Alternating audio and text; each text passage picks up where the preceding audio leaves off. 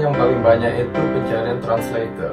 Saya nggak tahu kenapa banyak perusahaan di Amerika dan Kanada, terutama yang riset. Jadi researcher, yang tukang riset itu mereka datang ke Indonesia dan mereka mencari orang yang bisa bahasa Indonesia.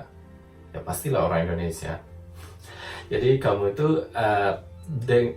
tidak hanya pintar berbahasa Inggris, tapi juga modalnya harus pintar bahasa Indonesia juga. Pasti kita bisa bahasa Indonesia, tapi harus bahasa Indonesia yang baik dan benar kalau ingin jadi translator. Nah, LinkedIn sendiri sangat unik. Kalian itu bisa mengkontak langsung orang yang merekrut di perusahaan. Misalnya seperti perusahaan HSBC banknya itu. Jadi mungkin banyak yang sudah tahu dengan LinkedIn. Jadi di orang-orang yang bekerja di HSBC, di bank tersebut, ada profilnya di LinkedIn kebanyakan ya, bukan semuanya sih. Jadi kamu bisa kirim pesan ke mereka, Bapak ada lowongan nggak? Ya pasti dengan bahasa Inggris yang baik dan yang benar. Jadi seperti hi sir, good morning sir, madam, bla bla bla bla. Saya mencari saya mencari pekerjaan di bidang ini, saya dari Indonesia dan saya bisa bahasa Indonesia dan bahasa Inggris, seperti itu. Dan di LinkedIn pun sama kayak di Indeed, kalian juga bisa mencari lowongan pekerjaan yang membutuhkan bahasa Indonesia. Itu di seluruh dunia, baik di Australia, baik di Jepang atau di mana aja. Kalian sama seperti di Indeed, tulis bahasa dan pilih negaranya. Dan nanti akan ada hasilnya lowongan kerja yang available. Itu di mana aja, tergantung negara yang kamu pilih. Kemudian jalur kerja yang lain adalah au pair. Au pair itu saya sempat melamar dulu, tapi nggak jadi. Nggak sesuai dengan keinginan saya, karir saya gitu ke depannya. Nah, au pair ini adalah jalan yang menurut saya yang lebih mudah persyaratannya. Jadi kamu nggak perlu bisa berbahasa negara tersebut sangat bagus, enggak. Soalnya kamu dijamin oleh sebuah keluarga. Kita ambil contoh di Belanda. Nah, jadi ada sebuah keluarga di Belanda itu mereka menghubungi agents atau iklan segala macam untuk mencari seseorang yang bisa menjaga anak mereka. Biasanya keluarga ini suami istri, mereka itu orang sibuk. Jadi anak-anak mereka itu harus ada yang jagain gitu. Nah, kebanyakan au pair ini berasal dari negara-negara, ya bukan dari negara tersebut. Kenapa? Karena au pair ini bukan orang pembantu. Jadi au pair ini orang Belanda pun ada yang jadi au pair di Inggris gitu. Ini suatu pekerjaan yang unik. Mereka bekerja dan tinggal dan biayanya ditanggung oleh sebuah keluarga di negara tersebut. Tapi mereka juga mempunyai kesempatan untuk untuk jalan-jalan dengan keluarga itu dengan gratis. Terus ada juga yang pergi kursus bahasa Inggris. Kalau teman saya dulu ada au pair dari Jerman ya. Nah, dia itu sambil belajar bahasa Inggris dia jadi au pair di Inggris. Dan dia semuanya gratis dan mereka digaji juga. Emang gajinya nggak banyak sih, tapi ya lumayan. Nah, kalau untuk orang Indonesia sendiri, kalau jadi au pair di Belanda ya kamu tinggal dengan sebuah family, terus nanti kamu bisa disekolahin belajar bahasa Belanda di sana dan ditanggung jawab semuanya, biaya baik itu keberangkatan dan pemulangan, dan kamu juga digaji per bulannya atau per minggunya. Nah, pendaftarannya ini banyak sebenarnya di Indonesia, cuman jangan sampai ketipu. Setiap pekerjaan di luar negeri itu, kalau kamu mendapat pekerjaan tidak dipungut biaya. Jadi kalau ada orang yang meminta uang, mentransfer uang, itu sudah pasti nggak nggak palsu, udah pasti penipuan. Jadi jangan pernah mentransfer uang. Waktu saya mendapatkan kerja di kapal pesiar, saya malah dibiayai keberangkatannya. Nah, itu beda.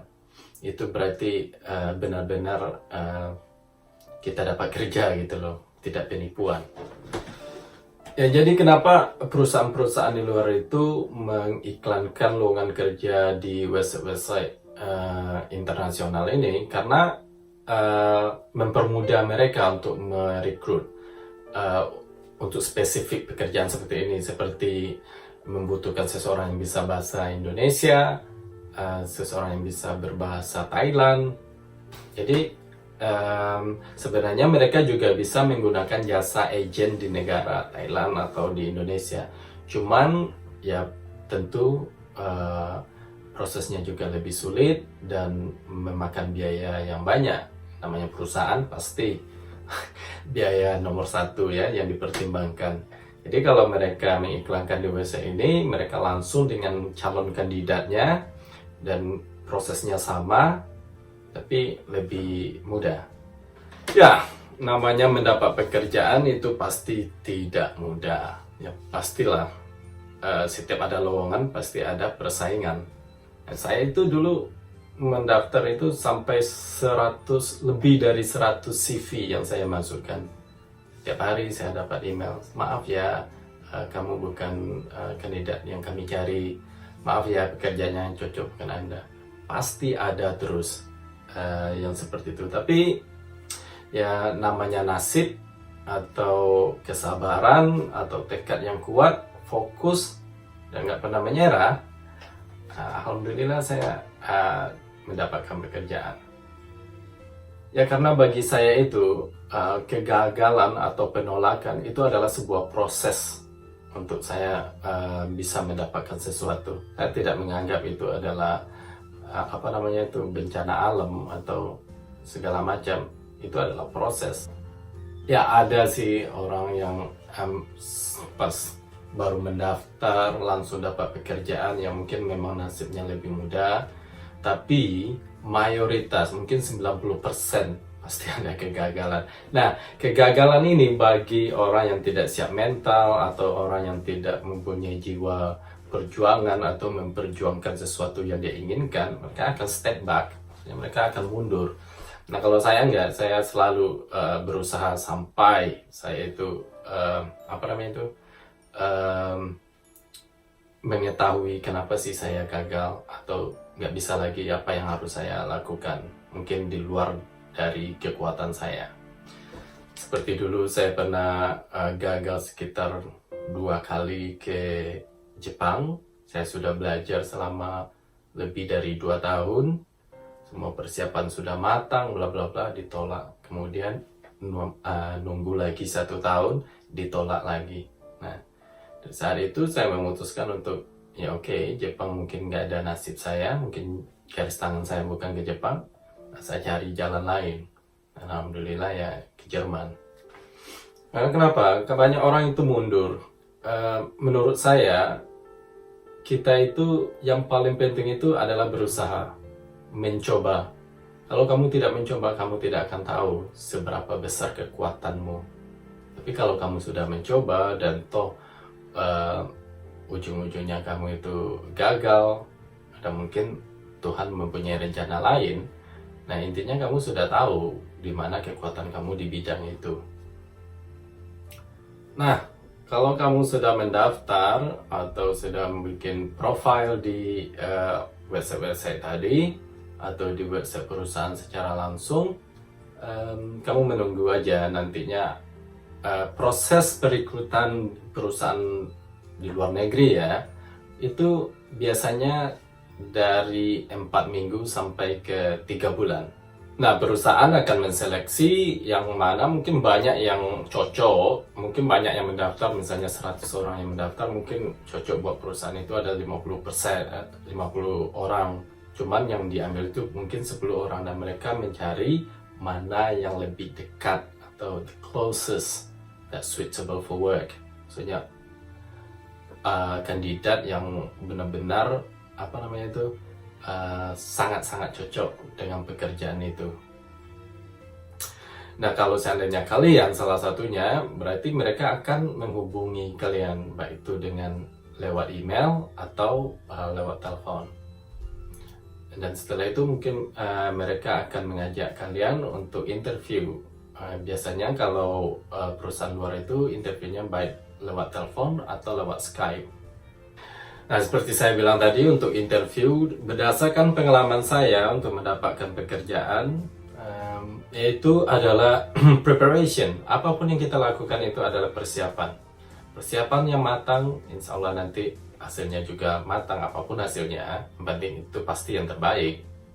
Nah, kalau kalian diundang untuk interview, baik itu lewat Skype, yang perlu kalian siapkan itu adalah melakukan research.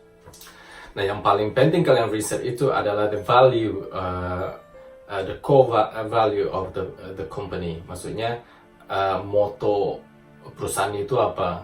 Ya udah pasti juga bisnisnya perusahaan dan apa sih yang terpenting oleh perusahaan itu. Tapi kalau sejarah perusahaan nggak usah, perusahaannya dibangun tahun sekian, biasanya di interview untuk perusahaan global. Di luar negeri itu nggak dibutuhkan. Kemudian kalau mereka mempertanyakan, ya pastilah mereka mempertanyakan, namanya interview. Jadi jawaban kalian itu harus menghubungkan skill kalian yang ada di CV kalian itu dengan jawaban kalian. Jadi ada ada permasalahan seperti mereka bertanya dan kalian kasih jawabannya berdasarkan skill kalian. Dan biasanya mereka memberikan contoh. Nah, contoh ini intinya kalau waktu saya kuliah itu dosen saya bilang kasih sebuah situasi, ceritakan permasalahannya, terus cari bagaimana kalian menyelesaikan permasalahan itu, kemudian apa hasilnya. Dan juga paling penting adalah jujur. Jadi jujur dan apa adanya. Cuman jangan kalian jual simpati. Biasanya perusahaan nggak tertarik dengan simpati seperti kalian bilang, oh saya ini dari keluarga miskin yang butuh uang, ini segala. Mereka nggak peduli sih. Yang mereka peduli adalah itu tentang kamu, bukan tentang kehidupan kamu yang bikin mereka nangis. Kenapa? Kamu bakal kerja dengan mereka dan mereka ingin seseorang yang positif, yang antusias, yang fokus. Nah, ibaratnya ini kalian itu yang menjual diri tapi menjual keahlian kalian. Apa sih yang bisa kalian berikan untuk perusahaan ini untuk bergabung dengan mereka, dan apa keuntungannya untuk kalian dan apa untuk keuntungannya untuk perusahaan. Dan kalian harus menyediakan minimal 2 pertanyaan. Biasanya interviewer yang pewawancara itu setelah interview berlanjut dan bagian akhirnya mereka akan bilang, apakah kamu punya pertanyaan? Do you have any questions? Jadi kalau kita bilang nggak ada, kalau nggak ada berarti kadang mereka menilai kamu nggak terlalu tertarik dengan percakapan sebelumnya atau dengan perusahaannya. Jadi sediakan minimal 2 pertanyaan. Misalnya kalian bisa menanyakan bagaimana budaya bekerja di perusahaan Anda. Kemudian apa sih ada training nggak gitu, kayak perusahaan menyediakan training nggak buat staff gitu kan. Jadi intinya mereka itu melihat ketertarikan kalian untuk bekerja dengan perusahaannya. Nah, training itu berarti itu bisa mengimprove atau meningkatkan skill kalian, dan itu sangat-sangat menguntungkan perusahaan dan menguntungkan kalian juga. Dan yang paling fatal adalah jangan pernah menanyakan berapa gajinya. No, soalnya itu adalah sangat-sangat sensitif. Karena kenapa? Kalau kalian menanyakan gaji, mereka lebih pikir kamu itu nyari gaji gede. Walaupun gaji yang ditawarkan gede, nanti kalau ada offer yang lain, pekerjaan yang lain, kamu bakal beralih. Nah, itu adalah tahap yang paling akhir sih sebenarnya dalam proses perekrutan tenaga kerja bagi perusahaan di luar negeri, terutama untuk kandidat Indonesia. Setelah itu kalau kalian nasibnya memang benar-benar bisa bekerja di luar negeri, memang ada nasib di sana untuk bekerja, mereka akan menghubungi kalian lagi. Nah, kalau kalian dihubungi, berarti kalian udah lulus dan mendapatkan pekerjaan. Perusahaan itu akan mengeluarkan sebuah kontrak atau eligibility dan sponsor untuk kamu bisa meng-apply visa, working visa, untuk kamu bisa mengajukan visa kerja ke kedutaan negara tersebut. Misalnya Inggris, kalian bawa itu suratnya dan ajukan visa ke kedutaan. Dan surat itulah yang diimpi-impikan oleh semua calon pekerja, ya bukan Indonesia aja, seperti India. Mereka rela-rela loh beli orang. Maksudnya ini ada cerita, jadi di India itu kasusnya banyak. Mereka kenapa banyak di Inggris? Mereka itu lumayan pintar. Jadi orang India yang ada di Inggris, mereka itu bikin sebuah perusahaan kecil gitu. Karena perusahaannya nggak ada, mereka bikin namanya aja. Terus dulu kan Inggris belum seketat ini peraturannya, jadi nggak tersurvey gitu. Jadi mereka bikin sebuah perusahaan di Inggris dan mereka merekrut karyawan di India. Nah, kadang jalur ini ditujukan untuk family mereka aja. Jadi mereka lamar kerja ke Inggris di perusahaan temannya. Nah, habis itu bisa mensponsori dan datang di Inggris dan tinggal di Inggris. Tapi banyak disalahgunakan oleh calo-calo. Jadi calo itu banyak yang orang dia itu kan memang benar suka tinggal ke Inggris atau mengunjungi Inggris karena ada hubungan sejarah begitu ya, atau saudara familinya memang di tahun 1970-an itu kan Inggris banyak merekrut dengan gratis untuk orang India dan Pakistan datang ke Inggris bikin jembatan dan lain-lain. Akhirnya mereka menetap di sini. Jadi banyak keluarga mereka yang masih tinggal di India. Jadi banyak kan keluarga mereka itu dibawa juga ke Inggris sekarang. Jadi neneknya dulu udah di Inggris dan cucunya sekarang juga mau ke Inggris, family lain juga mau ke Inggris. Jadi banyak calo yang menggunakan kesempatan itu. Mereka bikin seperti perusahaan di Inggris dan bawa orang dari India, tapi orang itu bayarnya gila-gilaan, bisa nyampe 200 juta, 300 juta untuk mendapatkan visa kerja itu. Ya, jika kalian lulus, maka kalian dikasih kontrak, dan di kontrak itu akan tertera berapa gaji kalian, baik itu per bulan, atau per jam, atau per tahun. Nah, kalau di Inggris sendiri, itu ada minimum gaji, atau minimum wages, atau minimum salary. Untuk 2019 itu sekitar 8 pounds 12 pence, atau 12 sen, gitu ya. Inggris kan pakai pence. Nah, minimum wage itu artinya semua perusahaan atau semua bisnis harus membayar gaji karyawannya minimum dengan nominal tersebut. Jadi di Inggris itu walaupun kerja tukang sapu, kerja apapun, baik itu jasa, ya di bidang jasa ya, maksudnya di perusahaan apapun, minimum perusahaan menggaji untuk 2019 sekitar 8 pounds, bukan 12 sih, 21 pence.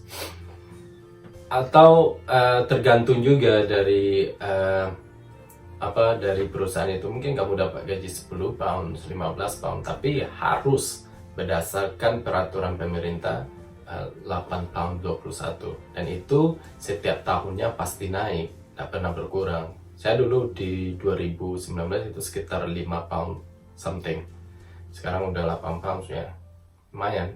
Nah, kalau kamu bekerja 10 jam di Inggris itu sehari, berarti mungkin kamu dapat Kalau kamu dapat 15 pound per jam, kalau 10 pound berarti kita 150 pound sehari. Nah, potong pajak dan segala macam, mungkin kamu dapat sekitar 110 pounds sehari. Nah, 110 pound itu sekitar 2 juta. Itu setelah pajak, itu dibawa pulang. Nah, mereka biasanya peraturan gaya pemberian gaji itu ada per minggu dan per bulan atau per 4 minggu. Jadi kalau sebulan hitung aja, kalau dapat gaji 2 juta sehari, dalam sebulan kamu bekerja sekitar 20 hari, sekitar 40 juta. Kenapa? Di Inggris itu tidak ada orang yang bekerja sampai 30 hari dalam sebulan, tergantung kalau mereka itu memilih untuk cuti. Tapi minimal itu libur adalah 2 hari dalam seminggu. Jadi rata-rata masyarakat Inggris atau yang kerja di Inggris itu bekerja sekitar 20 sampai 22 hari dalam sebulan, kecuali mereka ingin lembur. Lembur itu pilihan sendiri. Ya, di Eropa atau di negara maju memang gaji lumayan besar, tapi pengeluaran besar juga. Seperti saya contohin Ahok tadi. Cuman tergantung kita sebenarnya sih. Walaupun pengeluaran besar, saya yakin setiap orang yang kerja di luar negeri itu atau bule-bule pun mereka bisa nyimpan. Ya tahu sendiri, banyak bule yang selalu liburan kemana-mana. Walaupun pekerjaannya di sini ya kena dibilang pekerjaan yang tidak favorit gitu, dengan gaji rendah, tapi masih bisa untuk holiday. Nah, begitulah, kita sudah masuk ke bagian section terakhir. Yang seperti tadi itu, yang paling utama itu adalah eligibility